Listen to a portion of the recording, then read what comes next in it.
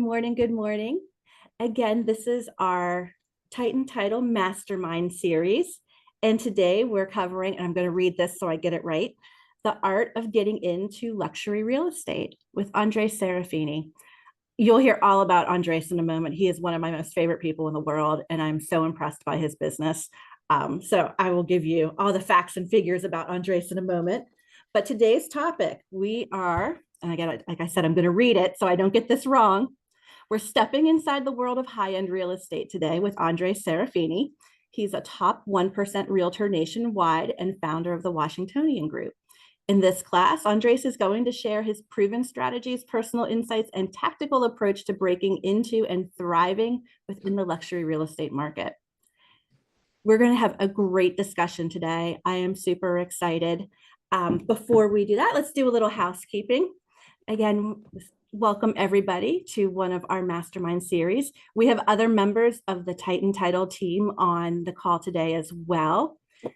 We have Andrea from Woodbridge, and we have Rosa from Florida, and Tom from Fairfax, and Kathy in the other side of Chevy Chase office with me. So most of the gang is here today, and we are always happy to help you with information. Everyone will put their contact information in the comments, as well as yourselves.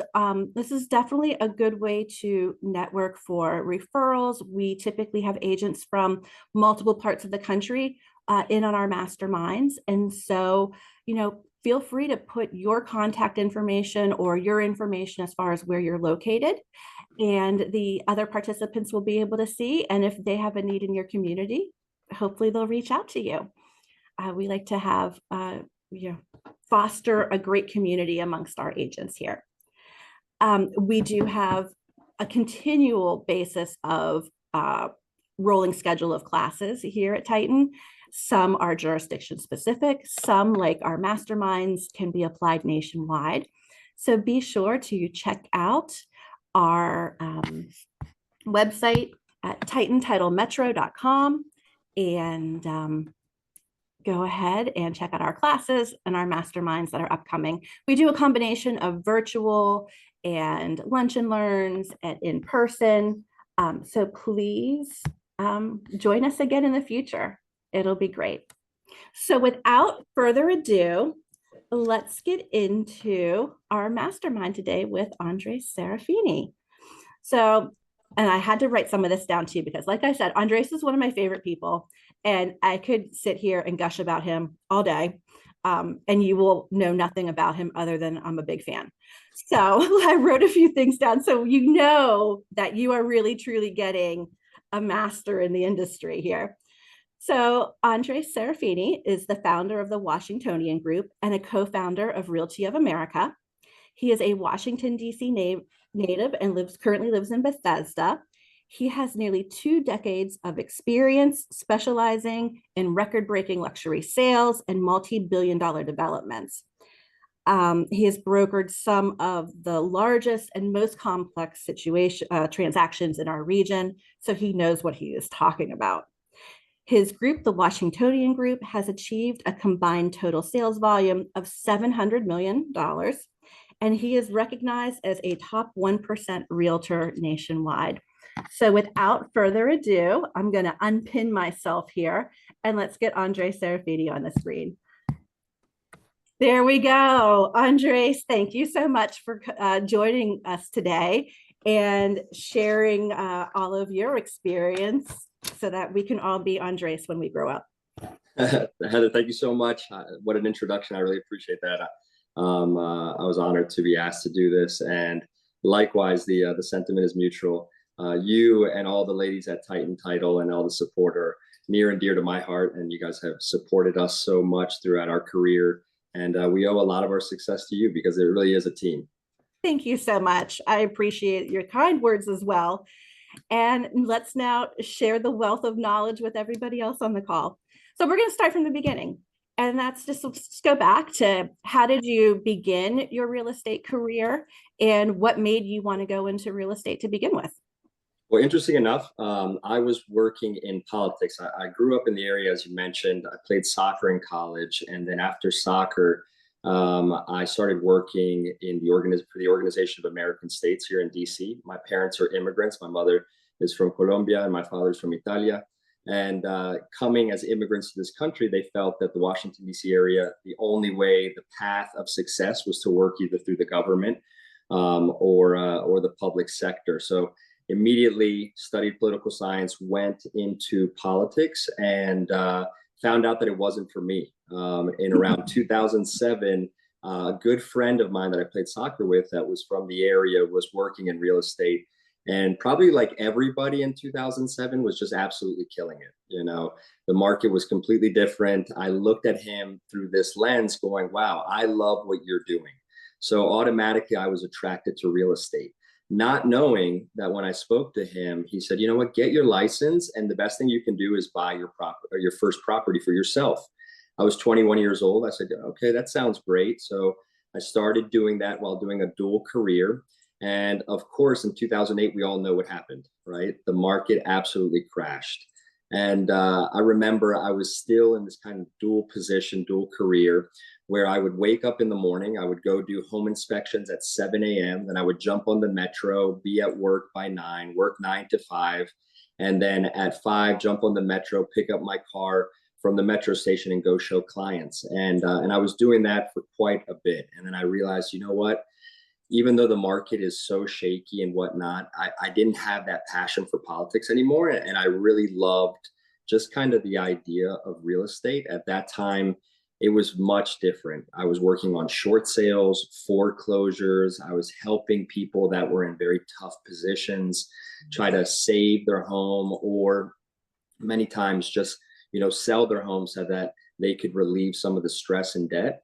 And I found a passion for it, the processes, the systems, and whatnot. And I figured since I came in the industry at such a low time, there was only one way to go, and which was up. So I definitely sharpened my teeth, and I was able to kind of dig my heels in and propel myself forward using these systems that we created early on. That's amazing. And oh, to have the energy of our 20 something year old selves and keep those kinds of crazy schedules. So you get into the business and you're doing short sales and maybe REOs and such. So then how did you transition over to the luxury market? Well, interesting enough, through negotiating short sales and foreclosures, you find yourself in a lot of opportunities, right? At that time, properties were selling for significantly less of what the market said they were.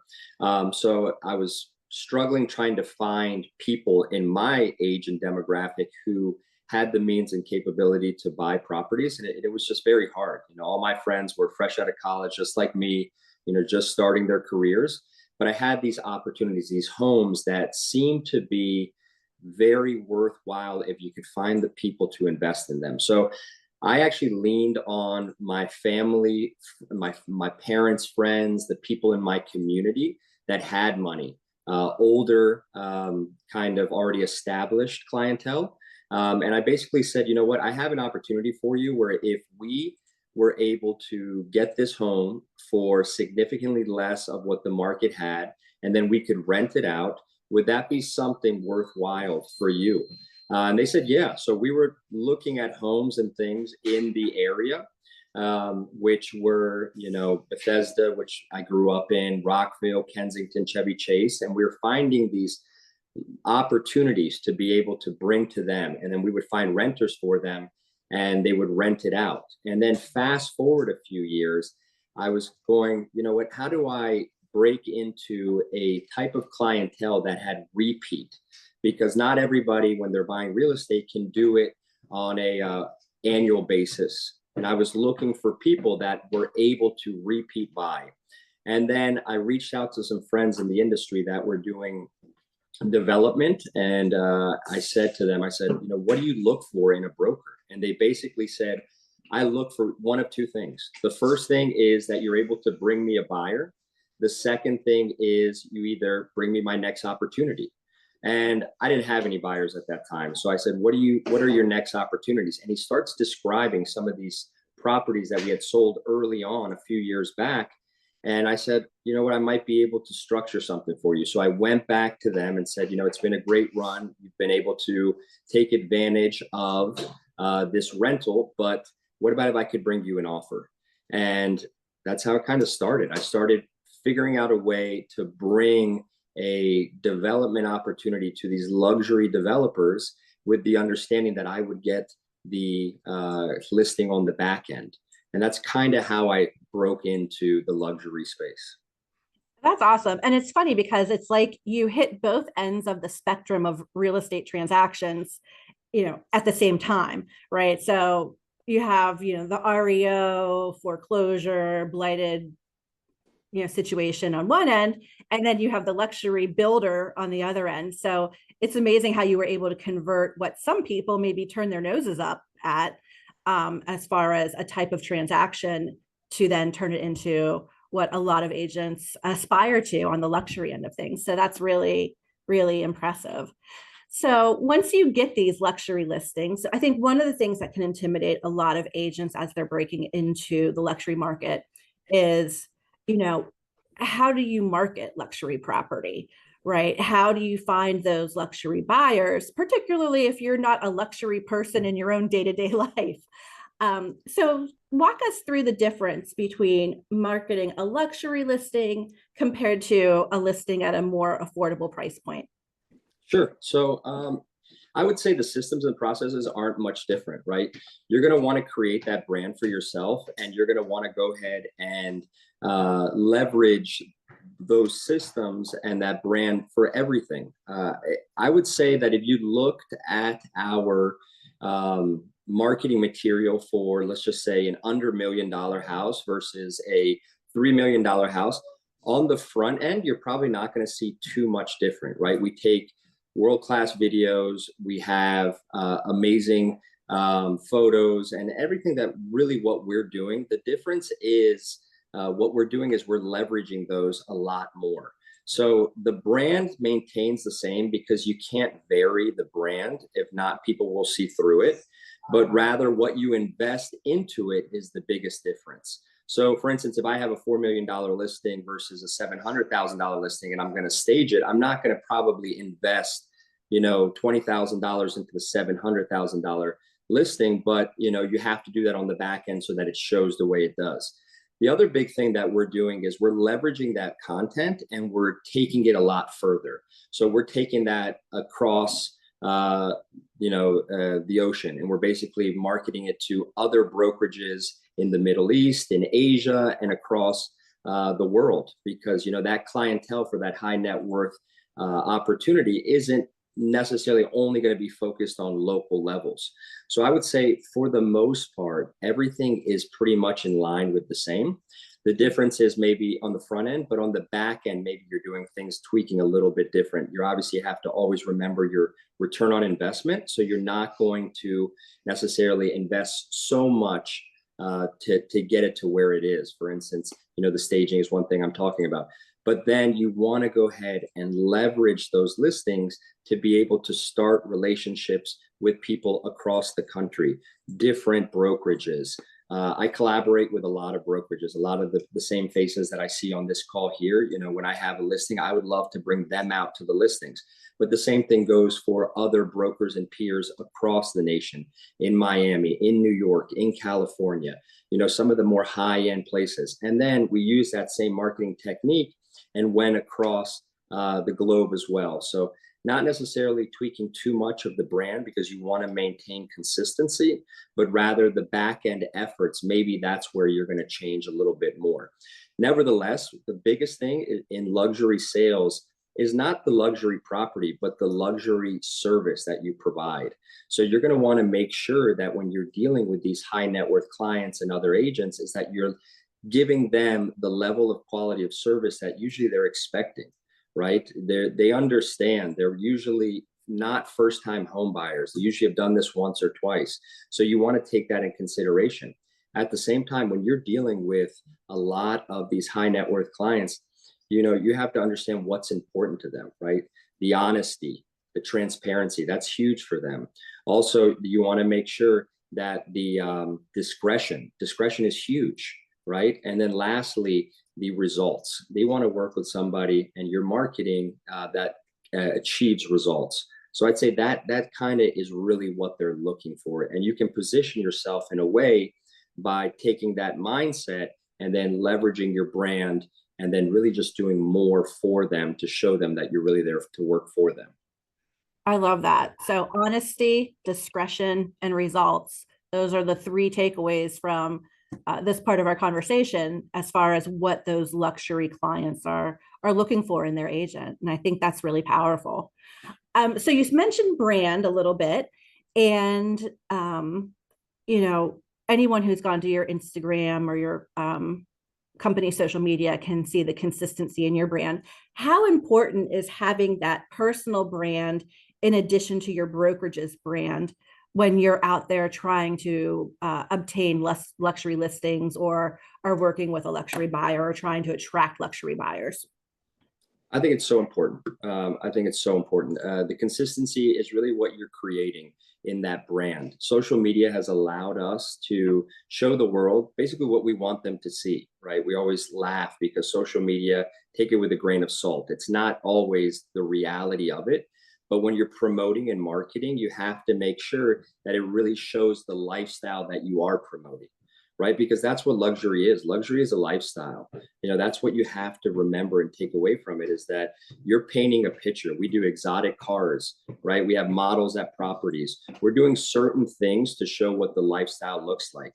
You know, we recently did a sneak peek launch party yesterday, and the day before we brought in one of our preferred partners that has one of the largest exotic car fleets in the area. So we brought that along with it because the property has a 4-car garage, right? So that's something that a car enthusiast might like. So how do you capture the attention of them? By bringing in something of, you know, maybe that top 1% that catches their eye, right? So another thing that we do is we throw a lot of events like the one yesterday where we had a content day. We brought in people, we brought in influencers, we brought in brokers from across the area so that they can spotlight it through their audience as well. And we do different types of events there. I remember in the past, we did live sushi where we would bring in a sushi chef and then go ahead and create roles and other things that maybe spotlighted the house, the name of the street, the name of the builder. You know, we always like to create a narrative of the home and give it a name. So maybe it has that in it. You know, so there's different things we've done in the past, art shows, you know, team up with a local artist and really have their stuff out there because then they bring in that clientele as well. So you really just have to kind of leverage social media so that it captures as many eyes as possible and then use the people in your network in order to help you leverage that. Mhm. And how do you, I know this isn't something we've talked about before, but now I'm really curious. How do you go about finding those partners to bring in for these um, aspirational lifestyle type presentations of the property? Well, that's probably going to be one of the biggest things that you do early on in your career, right? Mm. Whenever you're looking to break into, like, for instance, me with developers, I'm reaching out to designers, architects, civil engineers, people that are part of the process. And then that way I build and nurture relationships with them and they give me the in and actually that warm introduction a lot of the time, right? So these relationships that you're creating and nurturing early on in your career are the ones that you're going to lean on once you have the property and the listing. So I always think about the narrative that we're creating, right? And I say, we're selling that home for that top 1%. Well, what does that top 1% love, right? So we try to reach out to people in the area. Early on, we remember that, you know, luxury car dealers was a great business to business referral partner for us, right?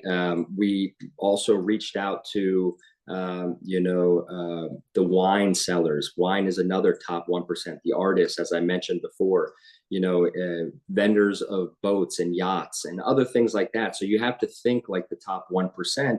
And then that way you can go ahead and bring them in to say, hey, we're throwing an event. One, we would like to invite you, but two, please send this to your clientele list as well, because we know you're working with and helping the same clientele that could potentially purchase this property. Amazing. Amazing. I've always wondered that. Like, how do you decide who to pinpoint, to help partner up on these experiences? So we talked about, the partnerships and your branding. So what you say are your top three tools for in your business that really are, in your opinion, the most important to your day to day, quite honestly? Well, day to day, definitely, I rely a lot on my team, right? I'm very fortunate to have such a great group around me, the Washingtonian group. I mean, it's all our success because everyone plays a major role. So I like to be very hands-on with my team. So a big thing that we use, and probably everybody uses as well, is a communication device called Slack, right? We have everything in that, data. Well, it's not even a database, that communication channel, and we organize everything. Every listing we have, we invite the members that are going to be part of it, from our transaction coordinators to our listing coordinator to our co-listing agent to our listing associate. So we really have a team aspect when we're going into it. So Slack is a big one for us. My database is everything.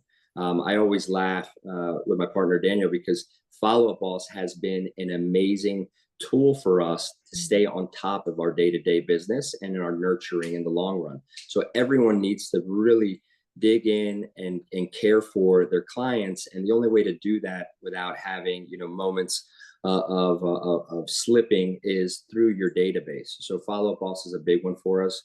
And then lastly, we like to know a little bit more information about these clients.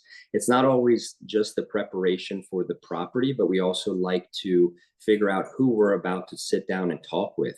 So some of the things that we use is, LinkedIn. LinkedIn is a big one, but don't use just the free LinkedIn. There's so many professional ones that you can do, and there's one that's LinkedIn Sales Navigator, and that one actually helps identify affluent professionals in the area.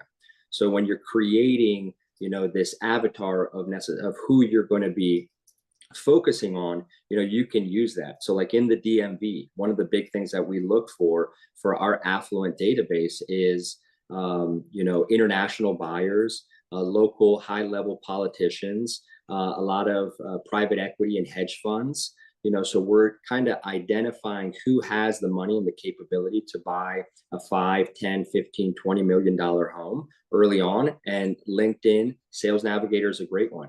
Another one is Wealth Engine. Wealth Engine is a great one as well, where you can go ahead and try to find as much information of high net worth individuals. And then it actually creates and gives you, their net worth, their lifestyle, certain things of that you can kind of dig into. They're all, you have to pay for these things, but in the overall investment, it's worth it. And then there's another database called Hunter, which allows you to capture their contact information. So emails and things of that nature. Those are great opportunities. I'd have to say, when I'm trying to source off-market opportunities for my developers to bring to them, I like to use Remine.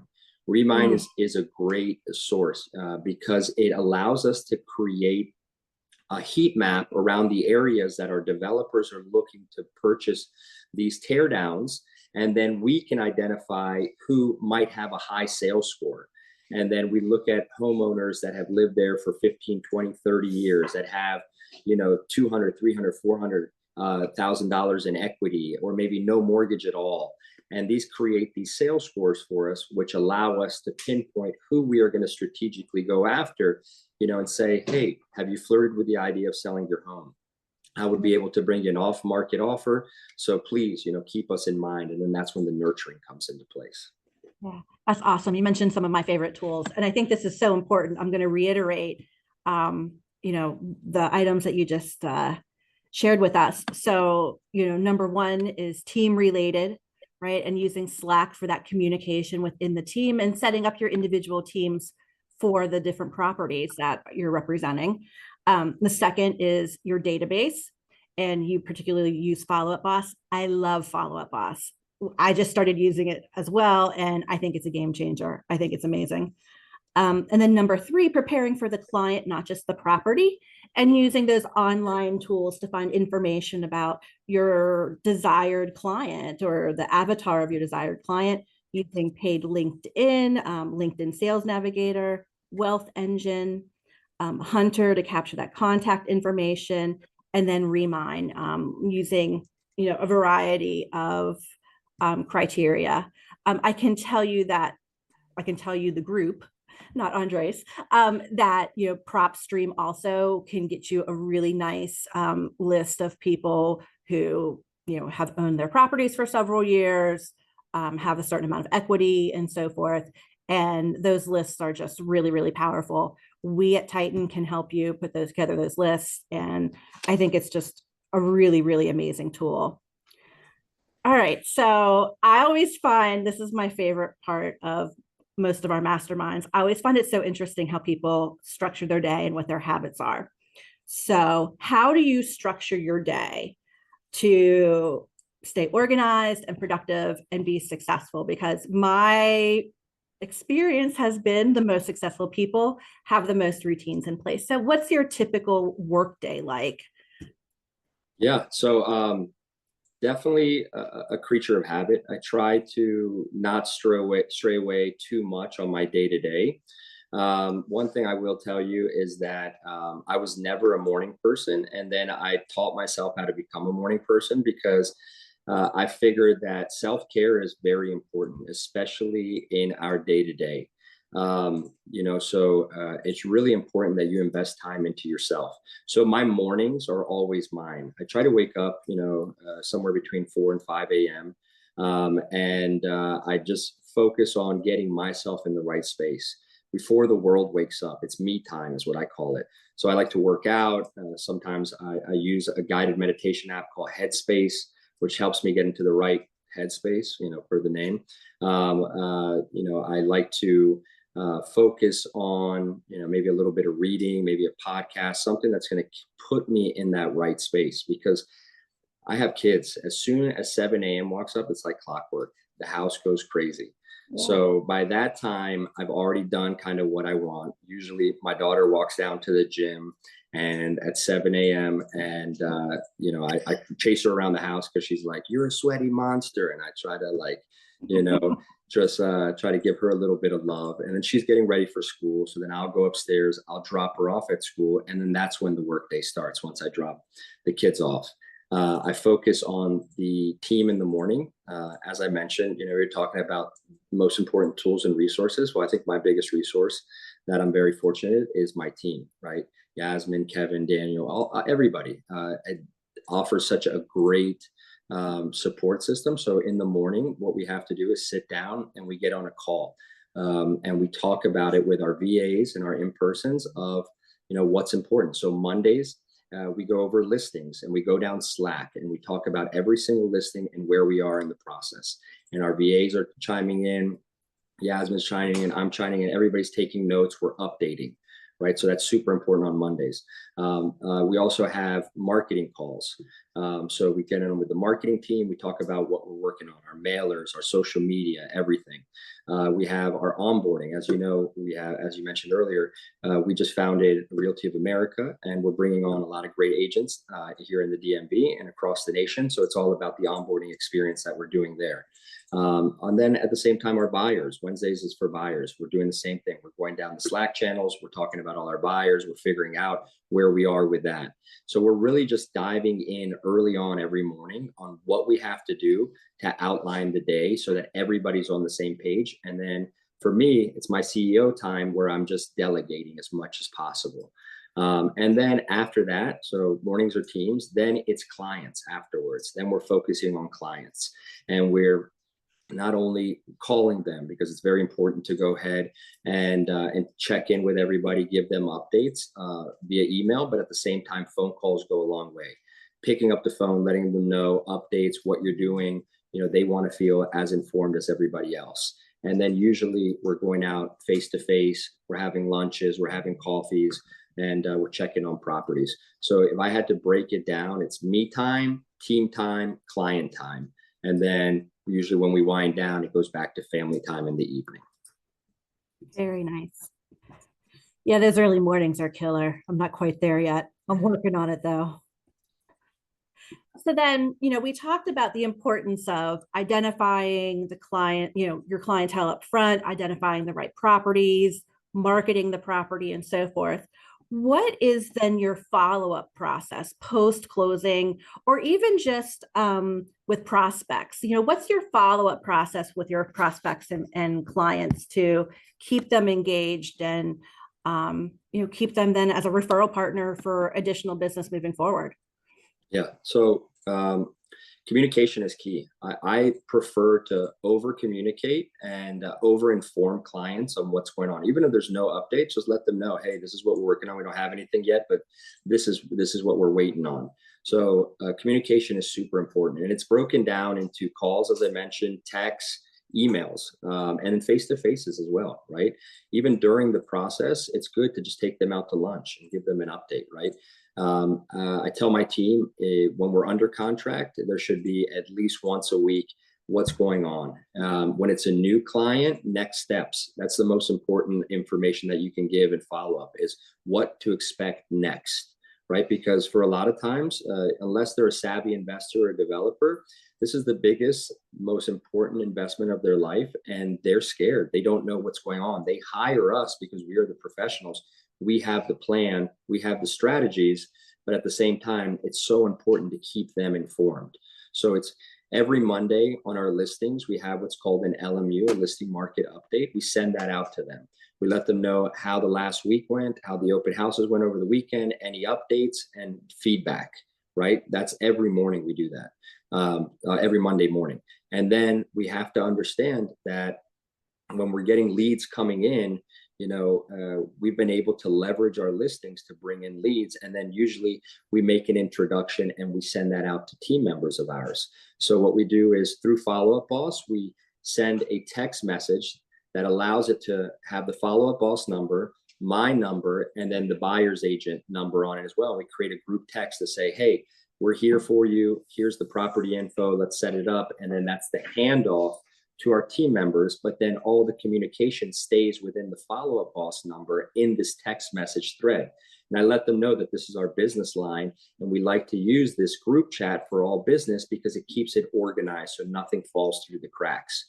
So that's a very important tool that we use. And at the same time, it's a warm handoff to the other members on the team so that we can go ahead and make sure that we're giving the ultimate service. Because remember, it's not just luxury listings, but it's luxury service that we want to provide. And then after the fact, right, once we close the deal, we nurture them. We put them on Client Giant, which is a gift service after closing, and they get 4 gifts a year, and we don't even have to think about it, and it just goes on autopilot. Also, we have a 365-day campaign after the first year, after they close, where we're checking in regularly, asking what they need, if they have any questions, do they need anything. Towards the end of the year, we do a follow-up where we send everybody their HUDs and their CDs for their tax accountants and professionals to make sure that they have that top of mind.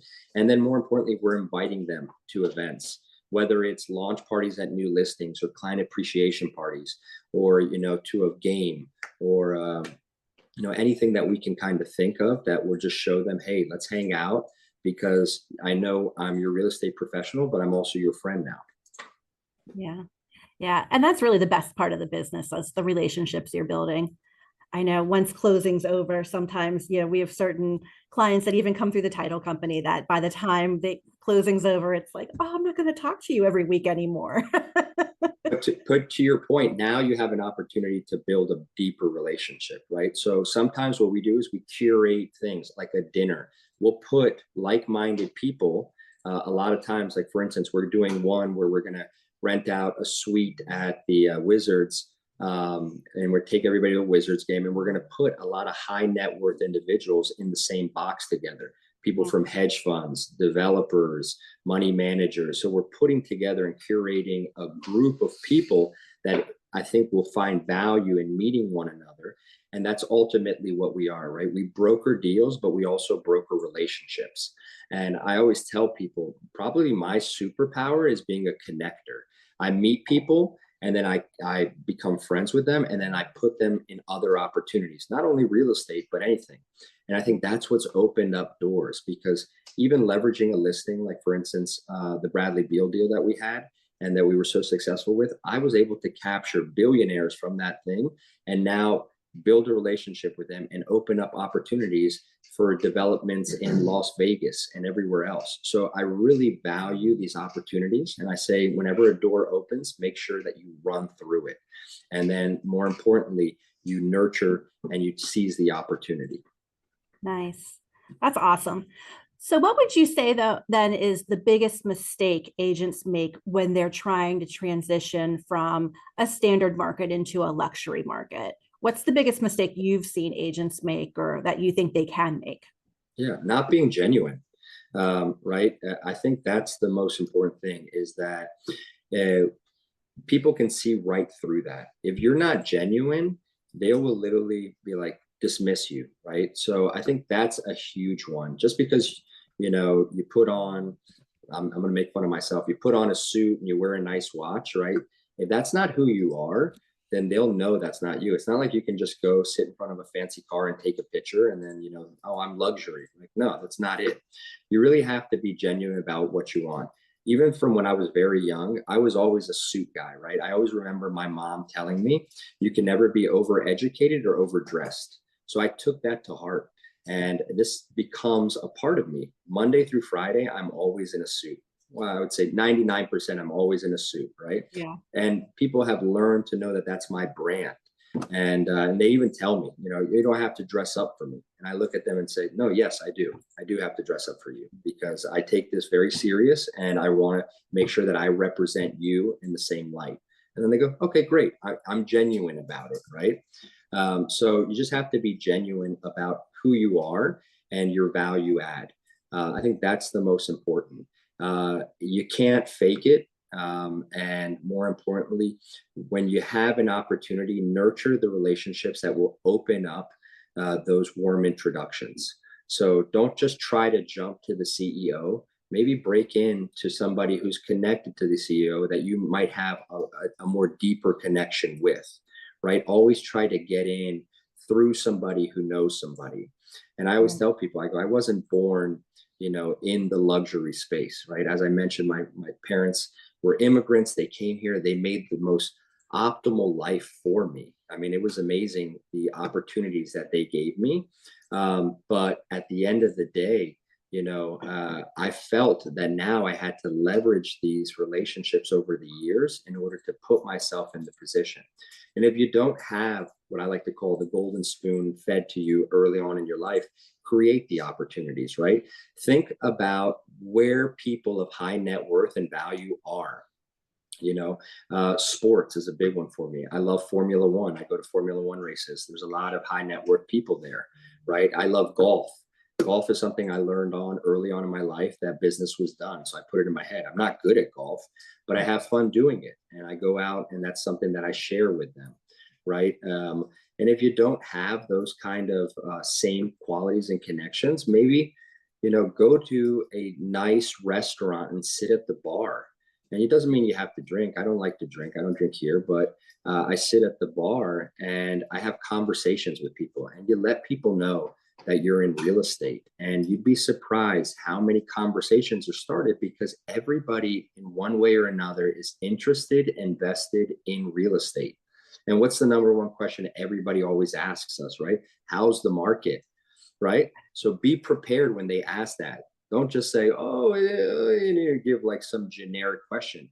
Find out data, study it. I think that's the most important, is really knowing your market, your niche. So you really want to, if you're going to break into the space, become a student of luxury real estate.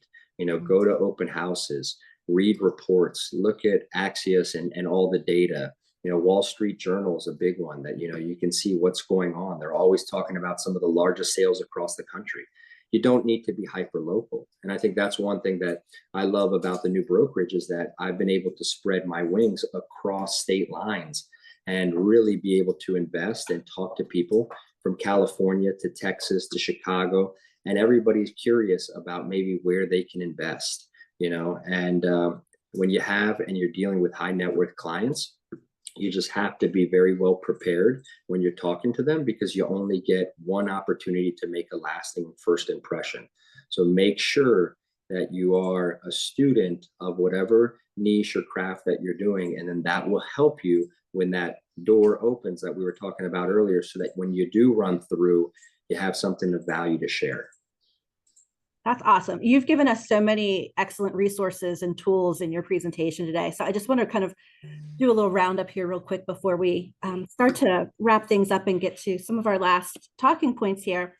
So again, some of the resources Andres has mentioned is, the Wall Street Journal, Client Giant for gifting.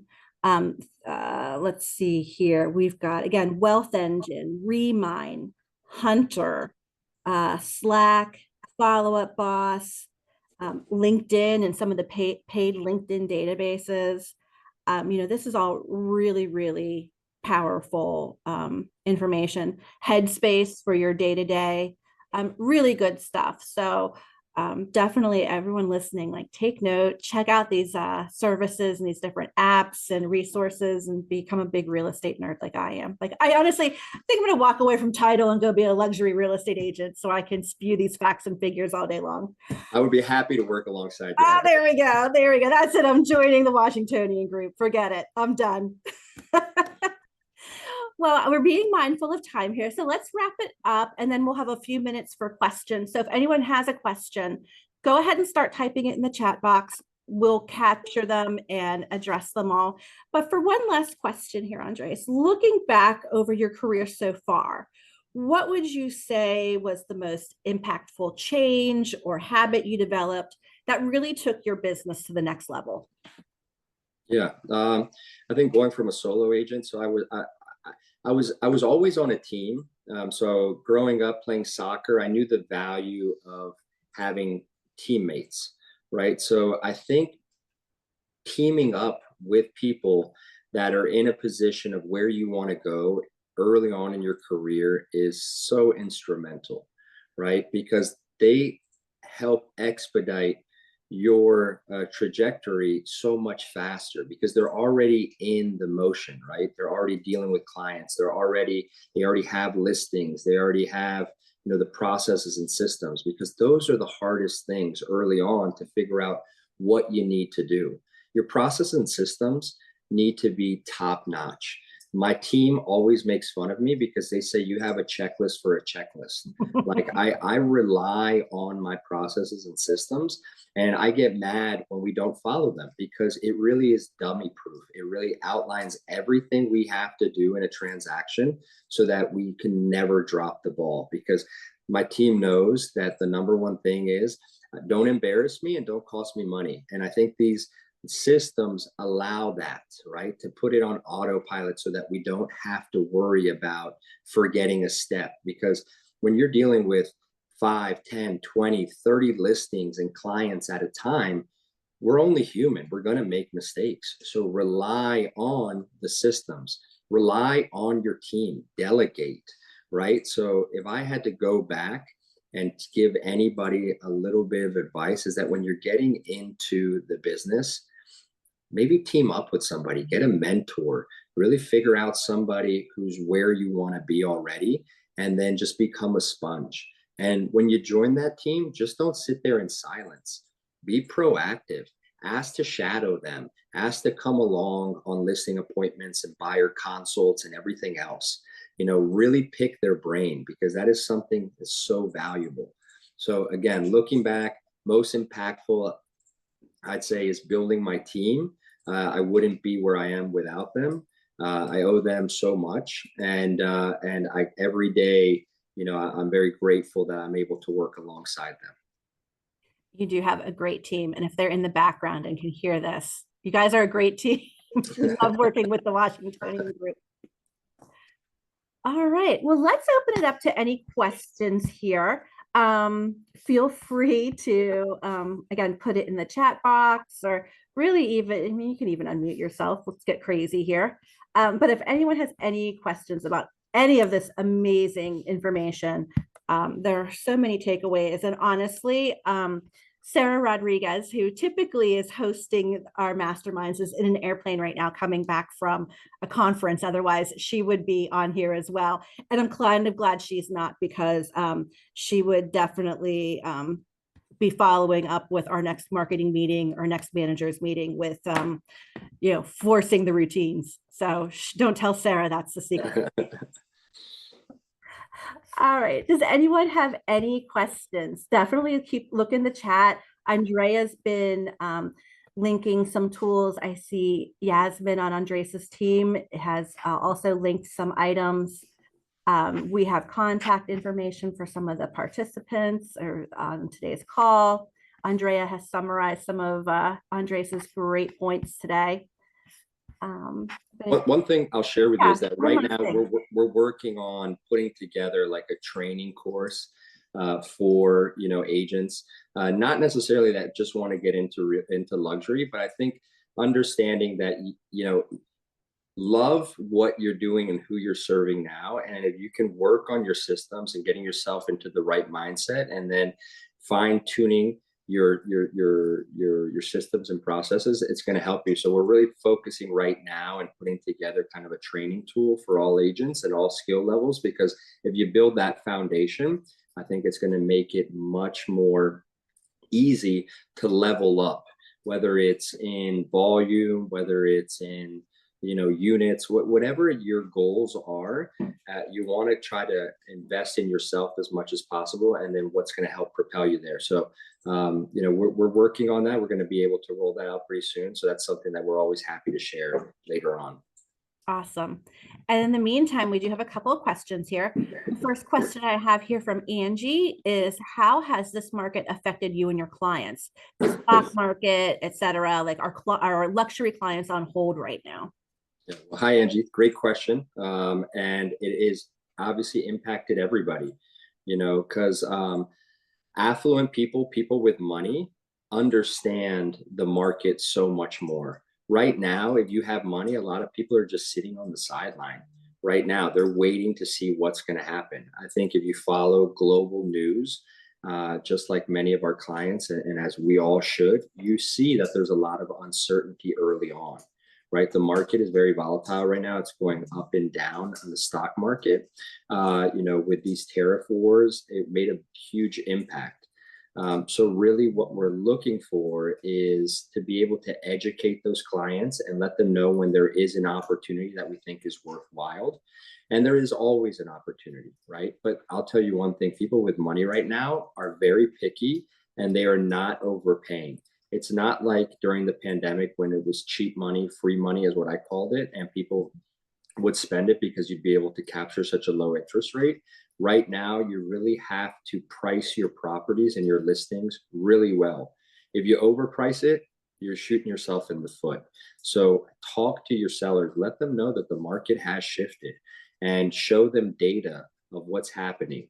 So for our clients right now, we're just educating them as much as possible, and then offering opportunities that make sense to them.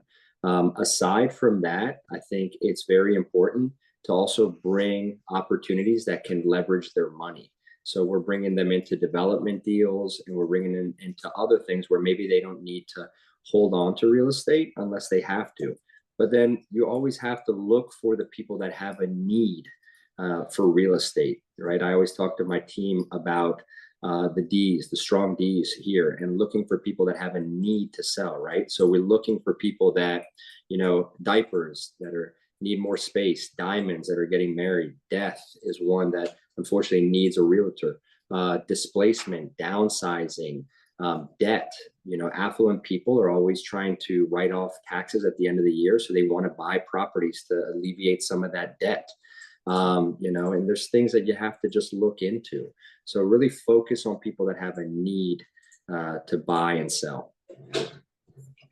And we have a second question here. When you are looking for development opportunities for builders, what are some features the home can have, like no HOA or anything like that?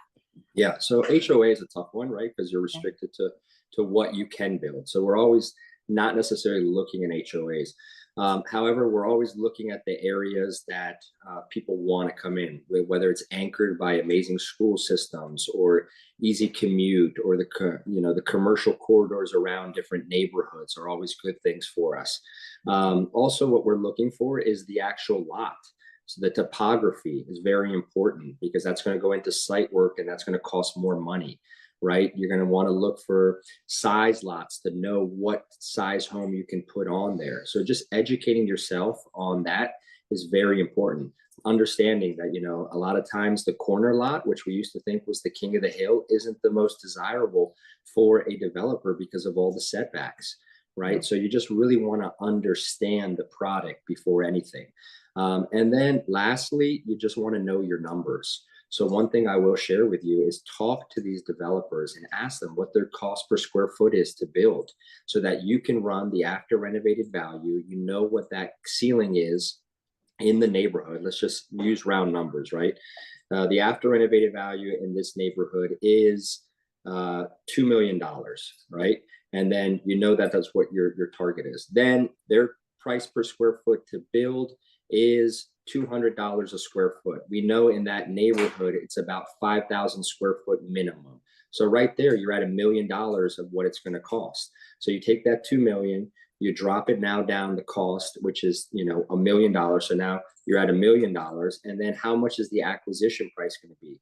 And then you also have to think about what your soft costs are going to be. How much are your closing costs, both buying and selling? So like for buying an all cash property, let's just put 2.5% to 3%. Let's just say 3%. But then when you go to sell with commission, and I know we're not allowed to couple commissions anymore, but we're still paying out commissions, is 7%. So you take 3 plus 7, that's 10%. So from 2 million, you're going to take 10% from that. That's 200,000 plus the $1 million to develop, plus the acquisition cost. And then that's the profit margin. So you have to figure out these numbers early on so that when you're vetting a deal for these developers in the areas, aside from all the lot characteristics and everything else, it's worthwhile. The worst thing you can do is give opportunities to developers and you don't run the numbers and they go, well, what is this? So know your product, know which developers can build for certain amount of money, which developers like certain neighborhoods, which developers that are worthwhile presenting these opportunities to. Awesome. Yeah. And Alexandra had a similar question as well, which was, before you used Remine or other paid systems, how were you determining the next development opportunity to bring to investors? And I do think you covered it with, the calculation of looking at, the after construction sale price and kind of backing out the costs and going from there. But also, aside from just using those tools, driving for dollars, right? There's a young agent on my team, Michael, and he taught me how to drive for dollars. And we go around into the neighborhoods we want to look, and we look for those dilapidated homes, the ones that look like they haven't been cared for in some time. They have landscaping that's overgrown. They have shutters that are hanging. The roof looks like it has a patch on it, and you're looking for those. So you can drive around the neighborhoods that your developers want you to focus on and find those eyesores in the neighborhood. And those are usually the ones that have the opportunity in front of you. Awesome. So much great information. And Yasmin from the Washingtonian group also in the comments added the 7Ds of real estate. So definitely check that out before you log off. Thank you so much, Andres. This was really, really powerful stuff. And I think, anyone listening, this has got to give them some sort of blueprint for how to take a look at taking that next step into the luxury market. So thank you again. We really appreciate your time and all your expertise and personally your support for Titan Title. My pleasure. Everyone, thank you so much for joining us. Again, as I mentioned at the beginning, we do monthly masterminds. So we'll get you on our mailing list. You can get notices of them. Double check the website, titantitlemetro.com. We've got links to registration for all of our upcoming classes and events. And I think that is it. If you need anything title-wise, have questions about a contract, whether it's the jurisdictions, Maryland, DC, Virginia, Florida, one of us can help you. So please don't hesitate to reach out to us with any questions or, if you need any support on top of sending transactions to us so we can provide the best title service we can and foster those relationships with you and your clients. So thank you so much, everybody. Have a great day and happy selling.